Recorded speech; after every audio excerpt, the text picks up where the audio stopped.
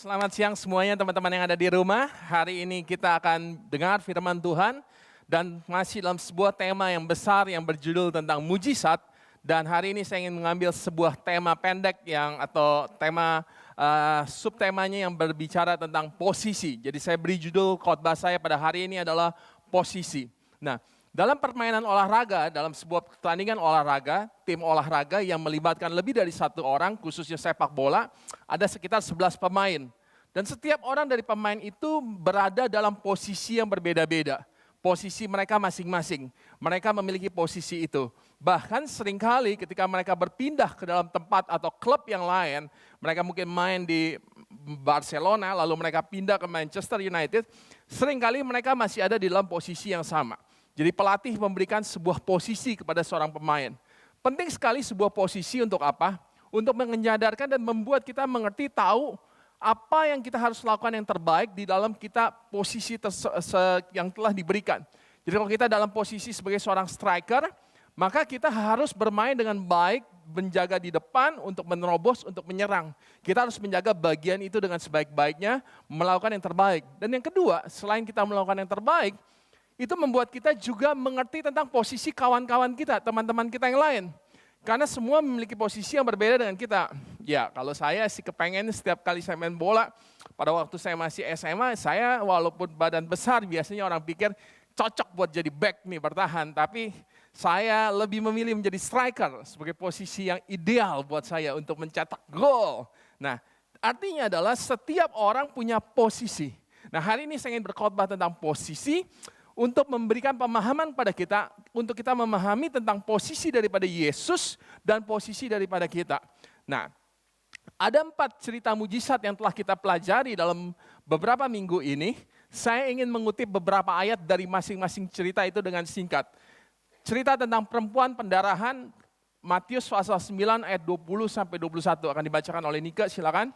Pada waktu itu, seorang perempuan yang sudah 12 tahun lamanya menderita pendarahan maju mendekati Yesus dari belakang dan menjamah jumbai jubahnya. Karena katanya dalam hatinya, asal kujamah saja jubahnya, aku akan sembuh. Oke, perhatikan baik-baik. Siapa yang sakit? Seorang wanita. Berapa lama dia sakit? 12 tahun. Dia sakit apa? Pendarahan. Seorang wanita, dia sakit. Nah, dia datang kepada siapa? Dia datang untuk menyentuh jubah Yesus. Dia datang kepada mujizat. Artinya adalah ada sebuah mujizat, ada Yesus, di sini saya bawa kotak mujizat, dan Yesus yang memiliki mujizat, artinya posisinya adalah dia mengakui bahwa mujizat itu ada di situ. Dan dia harus menyamperi tempat itu. Dan itu adalah tempat di mana Yesus berada. Karena Yesus adalah seorang yang memiliki mujizat. Jadi jawaban perempuan itu menyadari bahwa jawaban daripada permasalahan dia, jawaban daripada pergumulan dia adalah di tempat itu. Dan dia datang kepada Yesus. Nah, kita lihat cerita tentang perwira Kapernaum. Matius pasal 8 ayat 5-7.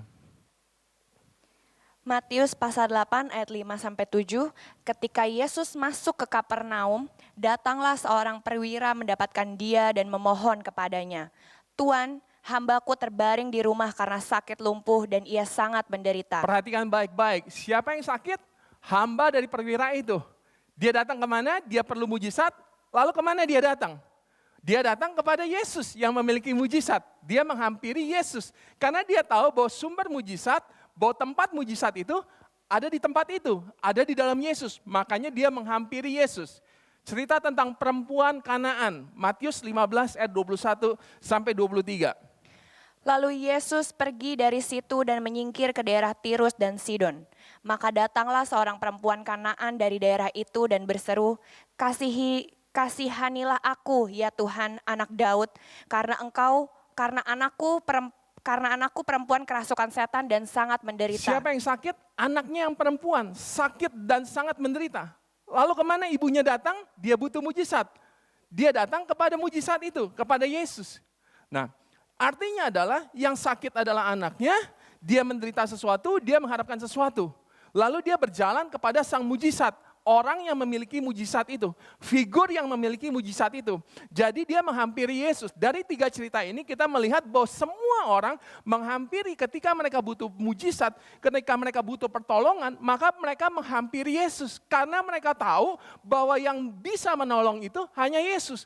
Bahkan perempuan pendarahan itu berkata, kalau bisa pegang jubahnya aja pasti sembuh. Jadi mereka sangat meyakini bahwa kemana mereka harus pergi, siapa yang memiliki mujizat itu. Mereka tahu posisinya. Nah, sekarang yang akan kita bahas adalah tentang orang kusta. Lukas 17 ayat 12 sampai 13. Ketika ia memasuki suatu desa, datanglah 10 orang kusta menemui dia. Mereka tinggal berdiri agak jauh dan Perhatikan berteriak. baik-baik, ada 10 orang kusta. Dia punya masalah, dia punya pergumulan, dia punya penderitaan. Kemana mereka pergi? Mereka tahu bahwa mereka harus pergi kepada sumber mujizat itu. Makanya ketika Yesus datang, mereka buru-buru untuk menghampiri Yesus. Bahkan di ayat selanjutnya dikatakan, walaupun mereka nggak bisa menghampiri dari dekat, mereka berteriak, berkata, Yesus Guru, kasihanilah kami. Dari 4 cerita itu, apa yang saya mau sampaikan, di mana posisi Yesus? Ada satu kesamaan yang bisa saya tarik kesimpulan dari 4 cerita itu, mereka tahu bahwa posisi mereka adalah orang yang membutuhkan mujizat.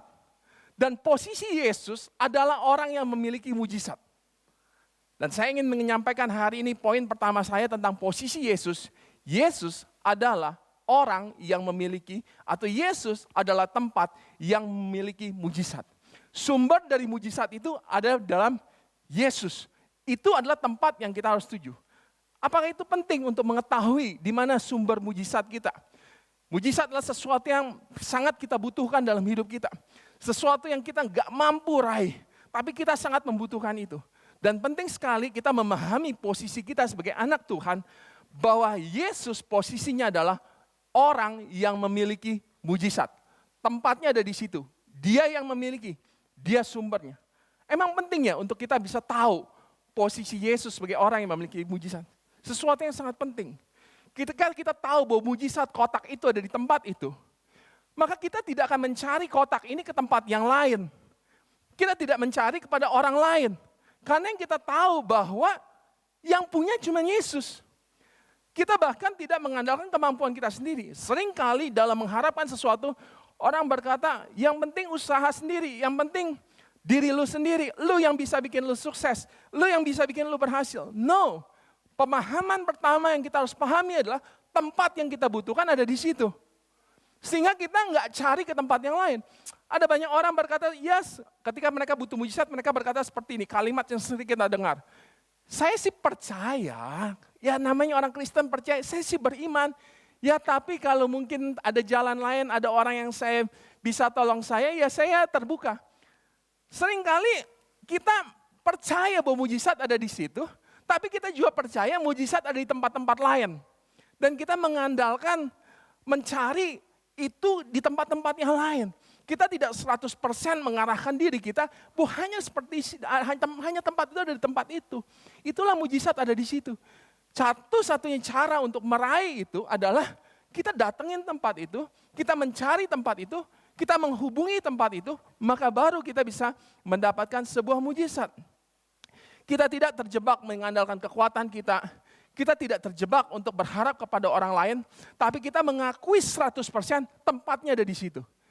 Posisinya ada di situ. Bahwa yang memiliki mujizat adalah Yesus. Jadi kalau kita mau mendapatkan mujizat, kita harus pergi ke tempat itu. Saudara, gereja kita ada di Jalan Badengan Selatan. Kalau ada saudara yang tahu beberapa ratus meter sebelum gereja ini, saya sebutkan merek ada sebuah toko donat. Namanya Dunkin Donut. Nah saudara, donatnya itu ada di 200 meter sebelum Gereja Badengan. Saudara, kalau saudara mau memindahkan donat itu ke tempat saudara, nggak ada pilihan lain, entah saudara kirim sopir Gojek, entah saudara kirim teman Anda, pokoknya Anda harus datang ke tempat itu untuk mendapatkan donat. Anda tidak bisa mencari ke tempat di sebelah sana, karena adanya di sana. Jadi kalau saudara mau mendapatkan sesuatu, saudara tahu posisinya. Dan penting sekali lagi saya tekankan, bahwa menyadari bahwa posisi mujizat itu dimiliki oleh Yesus. Dan seringkali orang tidak 100% mengakui itu. Itu sebabnya Pastor Daniel dan Pastor Jimmy berkata, yang paling terpenting yang pertama adalah mengakui. Dan mereka semua dari 4 cerita itu mengakui dari kesusahan mereka, mereka mengakui bahwa satu-satunya tempat yang mereka bisa tuju adalah itu. Anda berkata sama saya seperti ini, ya saya mengakui, saya percaya lah. Nggak mungkin kita orang Kristen nggak percaya sama Tuhan. Saya mau bertanya, berapa lama Anda percaya bahwa mujizat itu ada di situ? Kalau saya pakai patokan jangka waktu, perempuan pendarahan itu percaya dalam waktu 12 tahun. Pertanyaan saya, pada tahun pertama doa Anda tidak dijawab, Anda percaya atau tidak?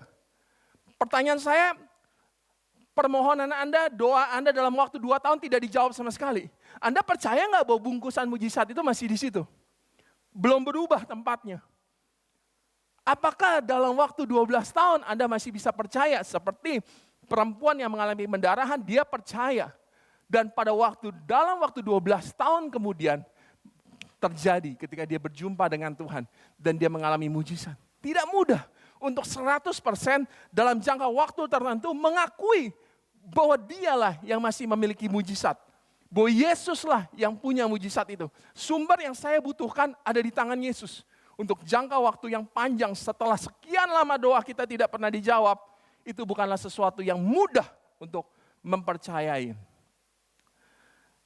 Ada kuasa ketika kita mengakui dan mempercayai bahwa posisi mujizat itu ada di tangan Yesus. Saya beli sebuah contoh seperti ini. Sebelum saya masuk contoh itu, tahukah saudara, pengakuan kepercayaan bahwa Yesus adalah Tuhan sebagai juru selamat yang diucapkan lewat mulut kita menghasilkan apa? Keselamatan.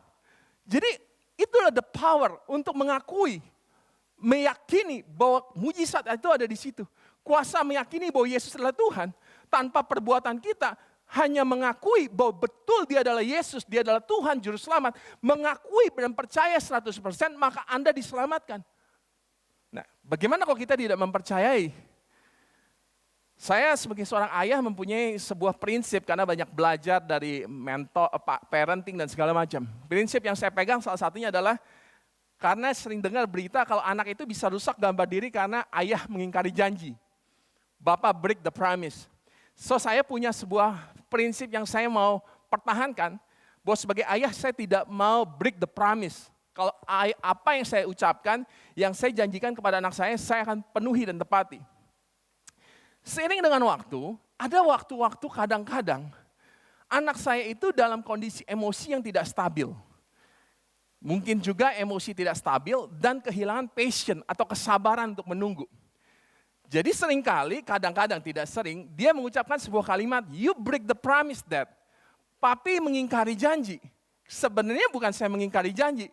Karena anak ini dalam emosional yang tidak stabil, anak ini lagi nggak sabar nunggu. Mau beli permen, permennya nggak dapat, nggak sabar nungguin. Jadi dia berkata, Dad, you break the promise. Tahu nggak saudara, seringkali kadang-kadang ketika saya dengar kata you break the promise Dad, saya berkata langsung kepada anak saya, oh ya sudah, kalau kamu aja udah bilang saya break the promise, saya nggak akan tepatin memang. Percuma, saya tepatin janji, kamu juga mengatakan bahwa saya break the promise. Nah, saya tidak mau mengasumsikan apa yang terjadi dalam hidup saya itu sama dengan Tuhan. Tapi saudara harus, adik-adik, teman-teman harus mengerti sebuah filosofi. Kalau orang disangkal terus, kamu mau orangnya nggak baik, kamu mau orangnya begini. Kalau orang diragukan seperti itu, maka ada sebuah psikologi, ya udah sekalian aja daripada berbuat baik juga dituduh tidak baik.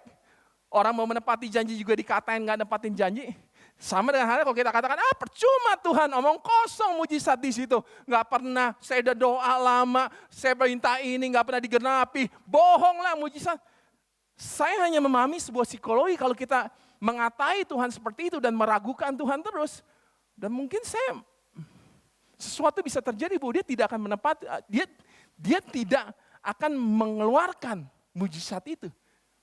Karena kita tidak pernah mengakui, kita menyangkal dia. Dan Alkitab juga memberikan sebuah pemahaman dari ketika orang mengakui, orang menyatakan cuman kamu yang bisa sembuhin saya. Disitulah mujizat keluar. So yang pertama yang saya mau sampaikan adalah tahu posisi Tuhan. Bahwa mujizat itu ada di tangan Tuhan. Bahwa mujizat itu ada di tangan Yesus. Dia adalah pemiliknya. 1 tahun, 2 tahun, 5 tahun, 10 tahun, 20 tahun. Tetap percaya bahwa mujizat itu tetap ada di tempat itu. Dan yang punya adalah Yesus. Itu yang kita perlu pahami tentang posisi Yesus yang pertama. Posisi Yesus yang kedua yang perlu kita pelajari adalah seperti ini. Kita harus memahami bahwa cara kotak merah ini berpindah kepada saya, itu bukan skenario saya. Bukan saya yang atur jalannya. Kotak itu berpindah lewat sini dulu, baru pindah ke tangan saya. Itu bukan cara saya. Bukan saya yang nentuin rutenya. Yang punya jalan, yang punya tahu segala strategi untuk memindahkan ini ke dalam kehidupan kita, itu Tuhan. Kita harus menyerahkan dan harus percaya bahwa semua itu adalah rancangannya Tuhan. Makanya ada ayat yang berkata bahwa rancanganku bukanlah rancanganmu. Kalau tidak salah itu ada dalam kitab Yesaya. Yesaya pasal 55 ayat 8 sampai 9. Sebab rancanganku bukanlah rancanganmu, dan jalanmu bukanlah jalanku. Ya. Demikianlah firman Tuhan. Ya. Seperti tingginya langit dari bumi, demikianlah tingginya jalanku dari jalanmu, dan Beda rancanganku dari rancanganmu. Beda banget jalan kita sama jalan Tuhan. Kita pikir pokoknya asal mau sakit, mujizat, sembuh datang, besok sembuh. Asal mau berkat, besok duit turun, kayak hujan turun, ngalir. Setiap apapun kita atur pakai maunya kita. No. Tuhan punya cara sendiri untuk memberkati kita. Ketika dia mau memberkati kita, dia mau memindahkan mujizat dalam hidup kita. Dia punya plan, dia punya strategi, dia punya maksud, dia punya tujuan. Melampaui akal pikiran kita. Dia punya sebuah tujuan untuk bagaimana caranya untuk memberkati kita. Bagaimana caranya untuk memindahkan mujizat itu dalam hidup kita. Saya gambarkan seperti ini. Perjalanan kita menerima mujizat Tuhan itu bukan seperti perjalanan kita ke Bandung naik mobil. Saya udah tahu mau ke Bandung. Lalu saya yang nentuin rutenya. Saya mau lewat tol, saya mau lewat puncak, saya mau lewat Tangerang, saya mau lewat mana, semau-mau gua. Gua tentuin sendiri. No. Perjalanan mujizat itu pindah dalam hidup kita sama perjalanan kita pergi ke Eropa naik pesawat. Anda hanya duduk dan pilot yang menentukan rutenya. Satelit pusat sudah menentukan harus lewat mana. Dia yang mendirect. Anda tidak bisa. Kenapa gua lewat Irak ya? Kenapa gua lewat Arab? Lewat Hong Kong dong. Nggak bisa. Itu adalah jalannya yang sudah ditentukan oleh pilot, oleh pusat untuk menentukan rute. Sama seperti ketika mujizat berpindah dalam hidup kita. Jangan atur Tuhan. Dia punya cara. Dia punya cara untuk mengangkat kita. Dia punya strategi untuk mengangkat kita. We have to believe, kita hanya perlu percaya dan menyerahkan kepada Tuhan. Bahwa Tuhan, rancanganmu adalah rancangan yang paling terbaik. Yang paling indah. Engkau yang paling mengerti. Nah, saya ada sebuah cerita kesaksian, saya dengar kesaksian beberapa hari lalu dari seorang pastor. Dia terlibat hutang yang sangat besar. Dia seorang pastor, dia terlilit dalam hutang karena credit card dan gesekan tunai. Nah, hutangnya hampir 1 M.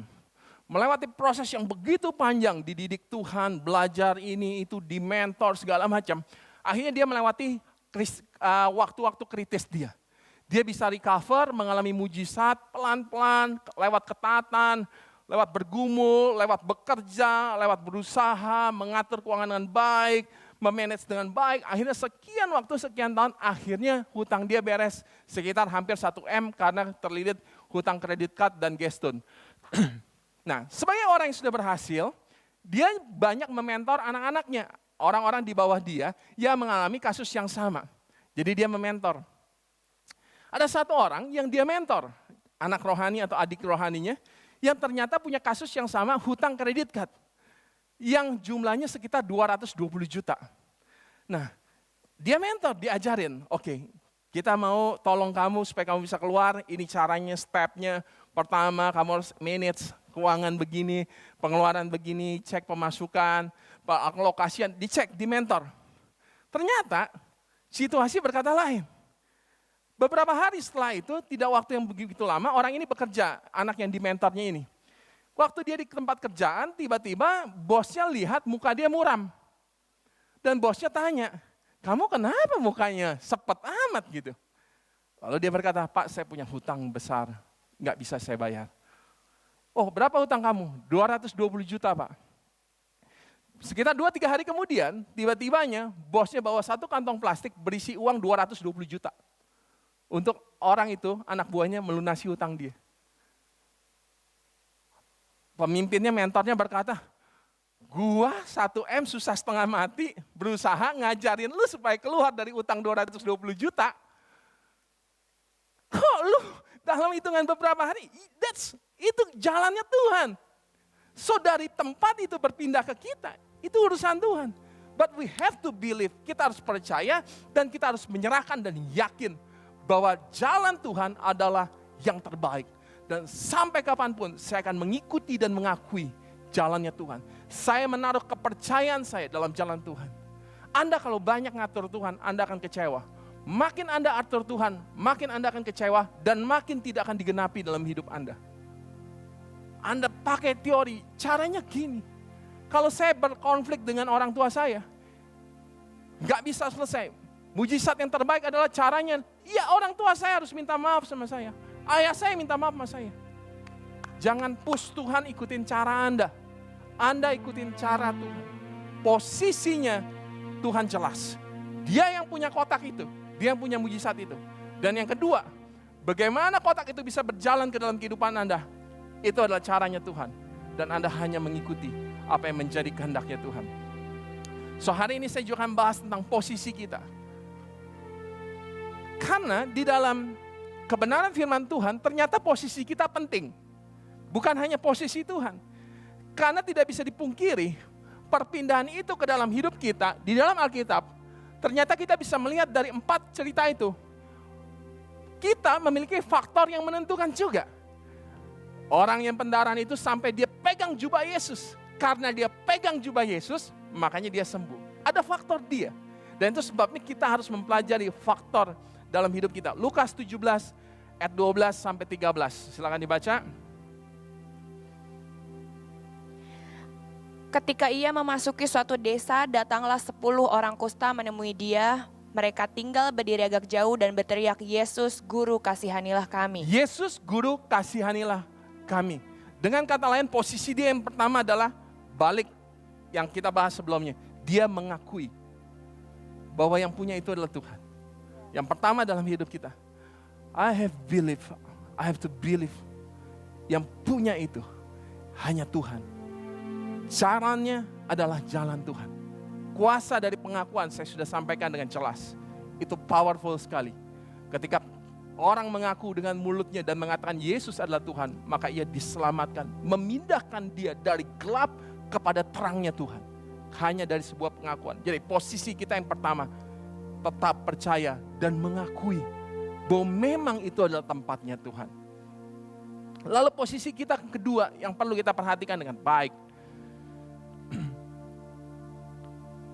Saya ingin memberikan gambaran bahwa mereka semua berusaha. Wanita pendarahan itu berusaha menghampiri Yesus dengan caranya. Perempuan kanan berusaha maksa Yesus.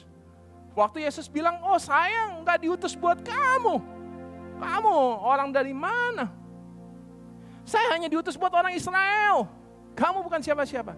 Tapi dia tetap mendesak, dia memaksa. Ketika orang kusta ini, dia tidak bisa berdiri dekat Yesus karena dia penyakit kusta. Dia berteriak. So poin yang kedua, posisi kita adalah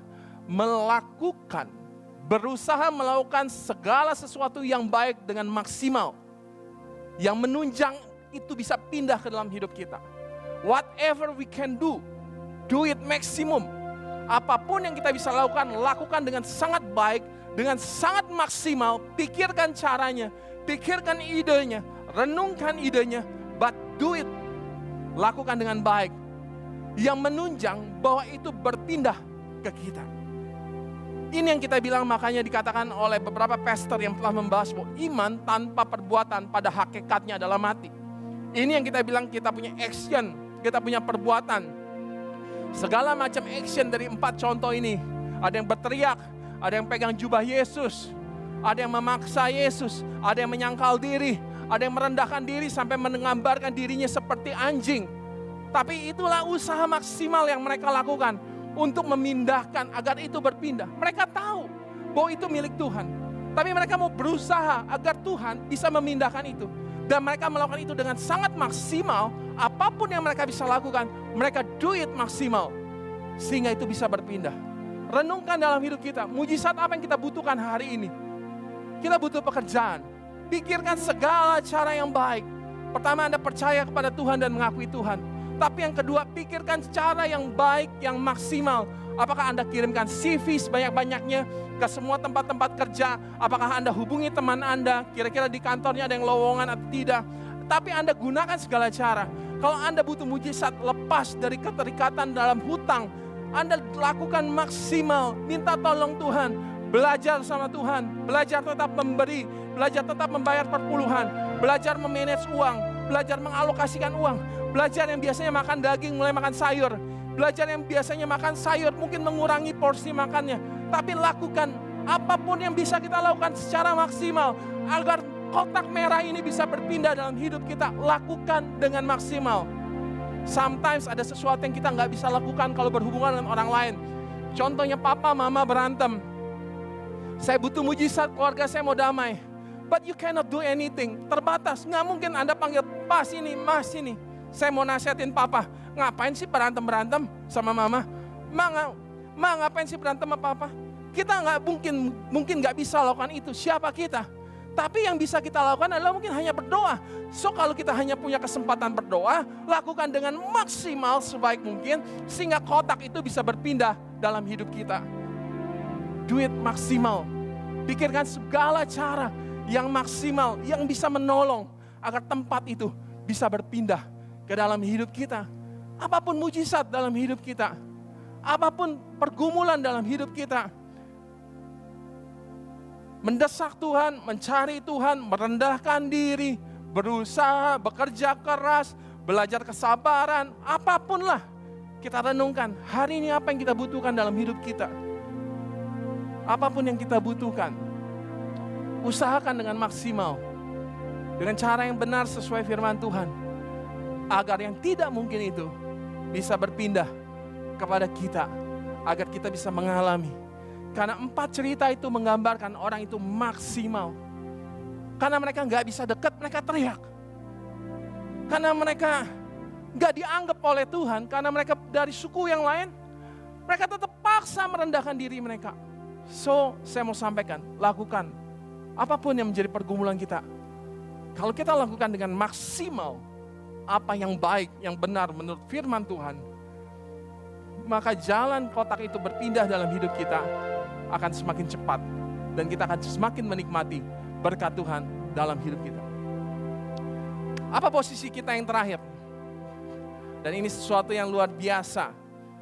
Lukas 17 ayat 15 sampai 16. Seorang dari mereka ketika melihat bahwa ia telah Tadi ada berapa orang? 10 orang. Tapi ini dikatakan seorang dari mereka. Artinya ada 1 dari 10 orang. Silakan. Ketika melihat bahwa ia telah sembuh, kembali sambil memuliakan Allah dengan suara nyaring, lalu tersungkur di depan kaki Yesus dan mengucap syukur kepadanya. Orang itu adalah seorang Samaria. Ada 10 orang disembuhkan. Dan ini adalah posisi terakhir yang kita perlu belajar dari cerita tentang 10 orang kusta ini. Ini posisi yang perlu kita pelajari. It's so beautiful story. Ada 10 orang disembuhkan. Mereka telah melakukan maksimal. Wah, yang saya katakan, duit maksimal. Mereka lakukan maksimal, mereka teriak, yes. Dan akhirnya mereka disembuhkan oleh Tuhan. Tapi ternyata ayat ini berkata, ada 1 dari 10, ada seseorang dari mereka yang kembali kepada Tuhan. Dan memuliakan Tuhan. Dan bersyukur kepada Tuhan. Dan datang kepada Tuhan. Menyembah Tuhan. Menyerahkan hidupnya kepada Tuhan. Wow, what a beautiful story. Itulah posisi yang paling terbaik. The best position yang bisa kita lakukan. Ketika mujizat itu datang. Ketika berkat itu datang. Yang pertama dilakukan adalah menghampiri Tuhan. Bersyukur kepada Dia. Mempermuliakan nama Dia. Menyerahkan hidup kepada Dia. Mengagungkan nama Dia. Mujizat itu tidak selalu membuat orang bertobat. Mujizat tidak selalu membawa perubahan dalam hidup manusia. Mujizat tidak selalu membuat orang bersyukur.